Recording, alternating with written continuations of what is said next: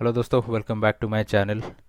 तो आज हम सीखेंगे कि हिंडाल्को का वीकली टाइम फ्रेम में प्राइस एक्शन कैसे बनाएं।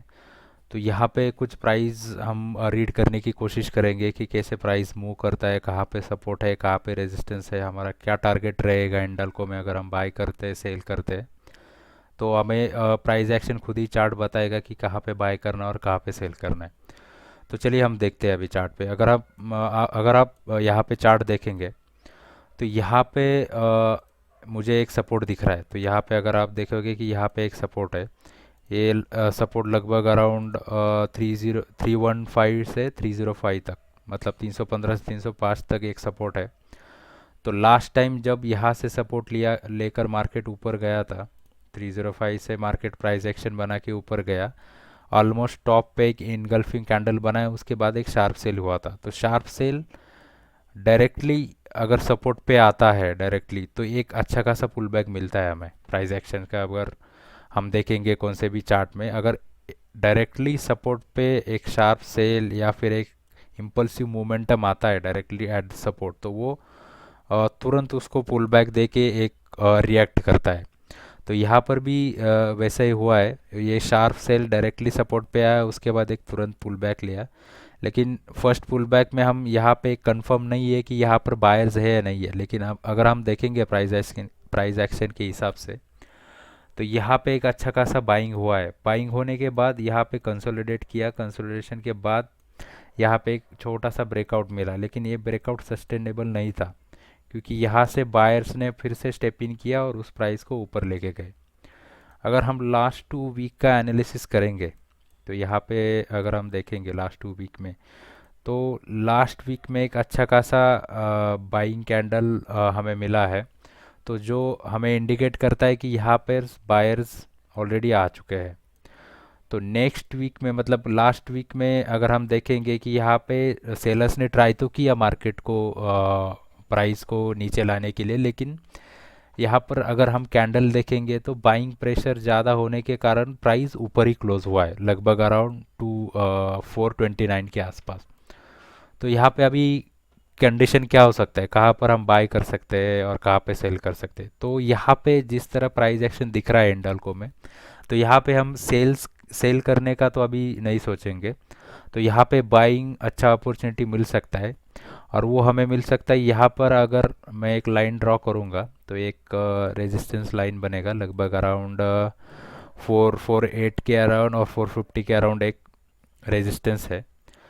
तो अगर हमें पता कैसे चलेगा कि यहाँ पे रेजिस्टेंस को ब्रेक करेगा या नहीं करेगा। देखिए अभी प्राइस एक्शन के हिसाब से फर्स्ट टाइम जब रेजिस्टेंस से मार्केट नीचे आता है, तब सेलर्स बहुत हैवी रहते हैं।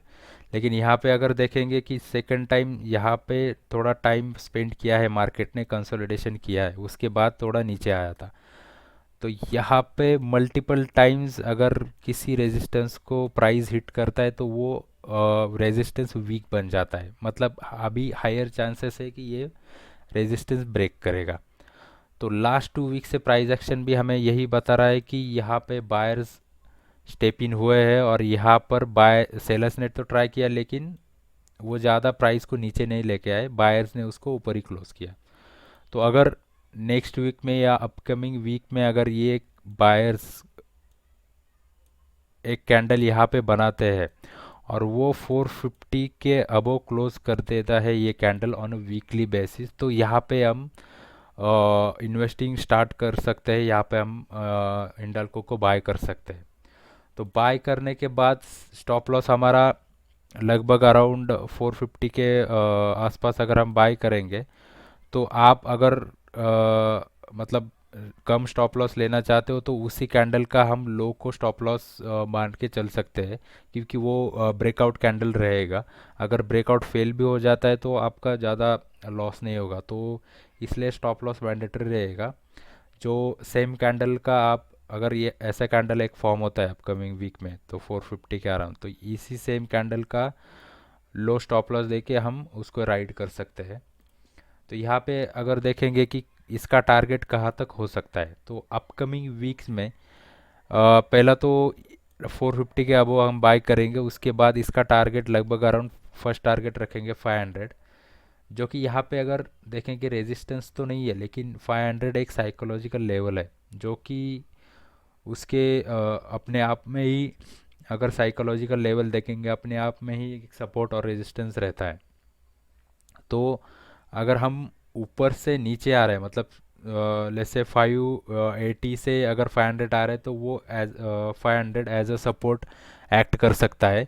लेकिन इस केस में हम 450 से 500 तक जा रहे हैं प्राइस के आसपास, तो उसके लिए वो एक रेजिस्टेंस बन सकता है। तो इसलिए हमारा टारगेट लगभग अराउंड 500 तक रहेगा। तो फर्स्ट टारगेट हम 500 तक रख सकते हैं, 450 के आसपास बाय करके 500 तक। तो यहाँ पे जाने के बाद आप तुरंत प्रॉफिट बुक कर सकते हो। और जो मतलब अगर हमने मान लो कि 100 क्वांटिटी यहाँ पे बाय किया है, तो उसमें से 50 या 60 क्वांटिटी आप सेल करके बाकी का क्वांटिटी छोड़ सकते हो। तो यहाँ पे एक आपको लर्निंग भी मिलेगा कि रेजिस्टेंस या साइकोलॉजिकल जो लेवल रहते हैं यहाँ पे कैसे मार्केट मूव होता है। तो मे बी इन फ्यूचर अगर आप सीखोगे तो बाय करोगे या सेल करोगे, तो साइकोलॉजिकल लेवल के आसपास आपको आइडिया आ जाएगा कि मार्केट कैसे मूव करता है। तो यहाँ से ऊपर जाने के बाद ये मे बी यहाँ से फिर से एक डीप लगा सकता है 450 के आसपास ऑन वीकली बेसिस। और उसके बाद यहाँ पे रेंज बना के ऊपर जा सकता है, या फिर रेंज बना के नीचे भी आ सकता है। तो दोनों कंडीशन हो सकते हैं, दोनों कंडीशन के लिए हमें प्रिपेयर रहना पड़ेगा। तो मैं भी यहाँ पे 450 के अबो प्लान कर रहा हूँ उसको बाय करने के लिए। लेकिन मेरा क्वांटिटी, जैसे आपको पता है कि मैं वन लॉट में ही ट्रेड करता हूँ, ऑप्शन बाय और ऑप्शन सेल। तो इसलिए मेरा क्वांटिटी थोड़ा रहेगा, लेकिन आप लर्निंग पर्पज़ के लिए आपके हिसाब से क्वांटिटी बाय करके देख सकते हो कि ये कैसे वर्क कर सकता है। अगर ये वर्क करेगा तो अच्छा खासा, मतलब आपको एक 10 to 12% का प्रॉफिट लगभग मिल सकता है इसमें। और स्टॉप लॉस भी उसके हिसाब से ही रखेंगे। अगर टारगेट हम 10% या 12% रख रहे, तो 5 और 6% स्टॉप लॉस हमें रखना पड़ेगा इसके हिसाब से। तो चलिए दोस्तों, इस वीडियो में इतना ही। आई होप आपको ये वीडियो अच्छा लगा होगा। इसमें अगर आपको कुछ लर्निंग पॉइंट मिले तो कमेंट करके मुझे बता बता दीजिए। और इस वीडियो को लाइक कीजिए और मेरे चैनल को सब्सक्राइब कीजिए। मिलते हैं नेक्स्ट वीडियो में, तब तक के लिए थैंक यू।